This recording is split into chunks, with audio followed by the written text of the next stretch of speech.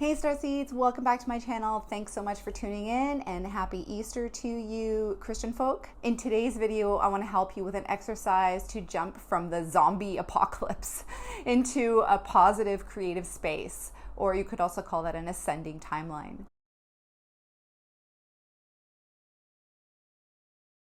So I know it's been really tough to stay positive out being in lockdown. If you're like me and you take human rights very, very seriously, then you know how easy it can be to get caught up in the gloom and doom. So today I'm going to lead you through an energy exercise to get you off that merry-go-round. This is to help stop negative momentum and move more into a positive energy. This exercise is based on law of attraction. I've just taken it to the extreme with the coronavirus.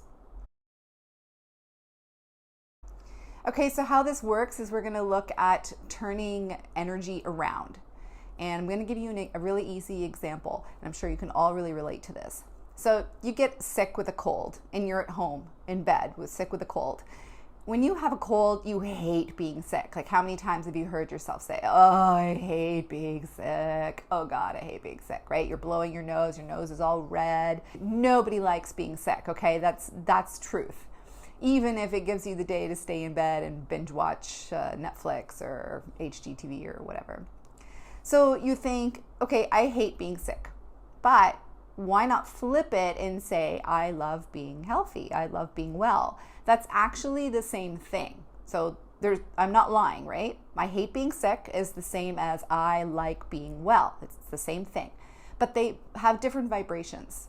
Okay, so they're both true, but one has a much more positive vibration. You're focusing on the positive vibration, which is I love being well. And if you can focus on the feeling of being well, I promise you actually get over your cold faster. Okay, so we're going to do a similar exercise with the lockdown. Right now, I'm not saying that doing this once is going to solve all of your zombie apocalypse problems, but I am going to teach you how you can do this so you can do it on your own as often as you like when you find yourself focusing on the negative too much. Okay, so it's just the same as this principle of taking the negative thought, right? I hate being sick, and finding out what means exactly the same, but it's the opposite energy. So I hate being sick, I love being well. Okay, so it's just a matter of shifting your perspective. That's really all that it is. Okay, so let's move on to the main topic. I'm going to think about some of the things that are most prevalent with the lockdown and how they can actually be opportunities for positive change or even like a reboot. Okay, so this is to help shift the energy into creating something new using positive emotions. So coronavirus can be looked at as a kind of reset. I think you must have seen by now on Facebook, there have been the posts of the pandas in the Chinese zoo who are banging again now that the zoo is free of people, or that how the Himalayas are visible in India now due to a reduction in air pollution. So these are some of the examples of focusing on the positive, but we're going to take it a little bit further. This is especially for all my David Icke fans out there, so we can all start feeling good again. Okay, so now just to clarify, I'm not saying that we should all bury our heads in the sand and not wake up and not expose the things that are going wrong in our world, but there needs to be a balance, especially energetically. Okay, starseeds, we're really sensitive and we're powerful creators. So it really kills us to be in a state of depression, and it's really counterproductive on so many levels because we're creator beings. If you're focusing on the negative, we're just going to be prolonging our situation. So this is going to be a way of balancing that energy when maybe we've spent a little bit too much time down the rabbit hole, too much time on social, too much time thinking about the NWO, etc. So it's going to help us take back control of our ship, so to speak, so we don't get shipwrecked by the storm. Okay, so are you ready? I want to scan through the coronavirus lockdown for positive opportunities, especially related to 4 topics. 1, more awareness. 2, more appreciation. 3, more positive feelings like generosity, compassion, and charity. And 4, more agency or responsibility. As we focus on things that we don't like, there's a desire inside of us for something that we do want, which is the opposite of that thing. So what we're going to be doing is focusing on the things that we do want. Let's take awareness. Okay, we're seeing more spiritual awareness of people having spiritual awakenings. There's more awareness for truth in the media and a desire for truth in the media as we see conflicting news reports. We're having people question mainstream narratives and looking deeper, so that's more awareness there. These are all really positive things. There is more awareness and interest in being financially self-sufficient, learning better money management, or how we can become more creative and how we can reboot our economy so we're not so vulnerable economically. It's also more of an awareness towards the economic dangers of globalization and global economies and how they leave us really vulnerable. So again, this awareness bringing us to look at more creative solutions and perhaps looking back to living in smaller communities and being more self-sufficient that way. Okay, more awareness about what we are leaving to future generations. Think of privacy, free speech, liberty. There's going to be more awareness about global agendas like Agenda 21 or the New World Order. There's more awareness around Bill Gates. And all these things which seem negative are actually positive because we can then say, this is what we want. We know we don't want that. So it gives us opportunities to think about what we do want. People taking more responsibility for their health. So that again kind of overlaps with agency. When you have more awareness, usually that is the first step towards more agency or more responsibility for like taking control of your own body in this case.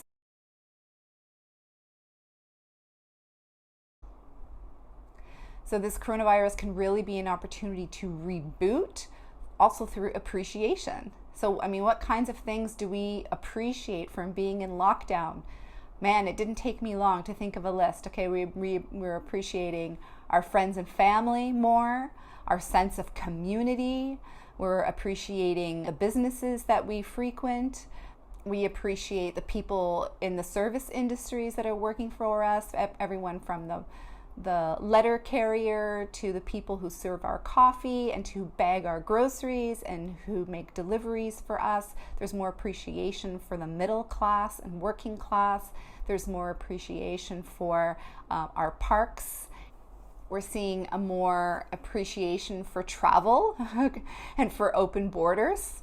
I know I really feel that. I miss my country. You know, I really would like to go back. There's more appreciation for healthcare workers and for our doctors and the emergency medical teams. There's more appreciation for our rights and freedoms.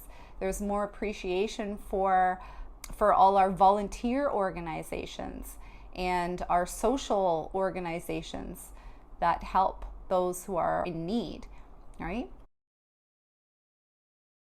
You're going to be witnessing more community, more charity, more generosity, more compassion in general. Like even though like you could look at the banks doing mortgage deferrals as, oh, you know, they're still charging interest and in the end it's going to bite us in the ass, or you could turn around and say it is an example of compassion and understanding. You have to look at the good in it if you want to feel good and if you want to shift the vibration and focus on those good things so we can see more of them, because that's how we create our reality, is by focusing on things with our thoughts and with our emotions, right? So I mean, the banks leading the way by giving us a break on our mortgages, we're also seeing this trickle down in the electricity utility companies and things like this. I mean, it is helpful.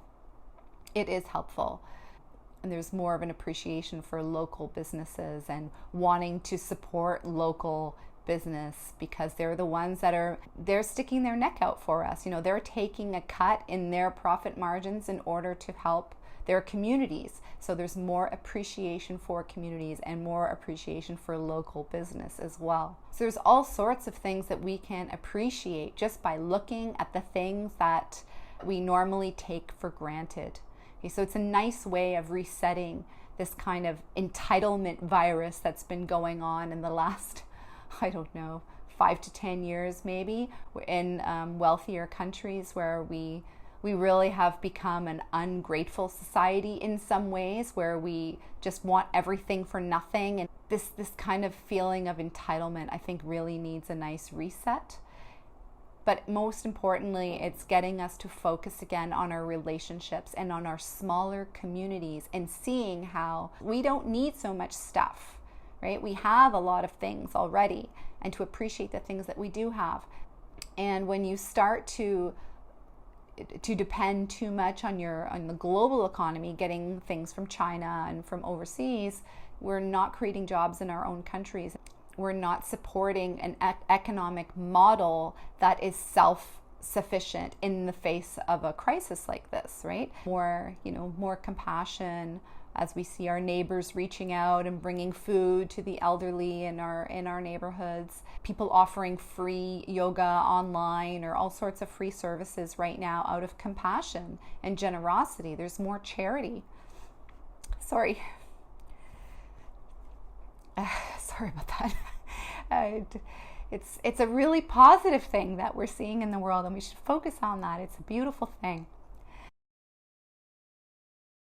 And lastly, we can develop and focus on more agency, taking more responsibility for ourselves and not putting everything into the hands of our governments. Okay, taking more agency for our own personal health, and not just following the herd mentality. Taking more agency for our children's education. Here we have a real chance, and not only are we appreciating how hard our teachers work, okay, it's important to have an appreciation for school teachers. They do a really tough job, and we take that for granted. And the government has been, especially in Canada, has been doing nothing to help teachers, but everything to harm them. This is really bringing about more awareness of that, and we're taking back responsibility for educating our children as we homeschool them right now. There's more agency in terms of us getting to the bottom of what's really going on, and people are taking their phone cameras and going to hospitals and shooting local and seeing, is it really true what's being said on the news? There's a lot more agency that's come about as a result of this crisis. So overall, I just want to say again, if you get caught up in the doom and gloom, in the zombie apocalypse, and you start feeling, that everything is just too much and you're just a drop in the ocean, and what can you do?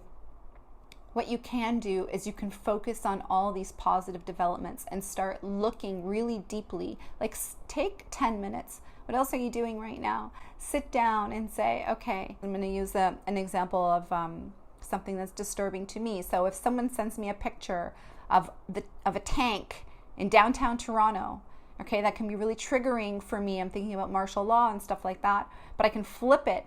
And I can say, all right, I hate martial law. I don't want martial law, but I love my civil liberties. I love civil liberties. I'm sorry, I'm getting all choked up because it's like, I feel like a lot of spiritual support making this video. It's really important to get into that vibration of, yeah, I love my civil liberties, and that's what's really important. And human beings are free, and we should be free. Just focus on that vibration first. Everything starts at the level of vibration. Or if you're getting scared of Trudeau making announcements for mandatory vaccinations, okay, you hate mandatory vaccinations, you hate that idea, so you're going to flip that and say, I love the freedom to be able to choose whether I get vaccinated for the coronavirus or not. I love the freedom to choose. I love having that freedom.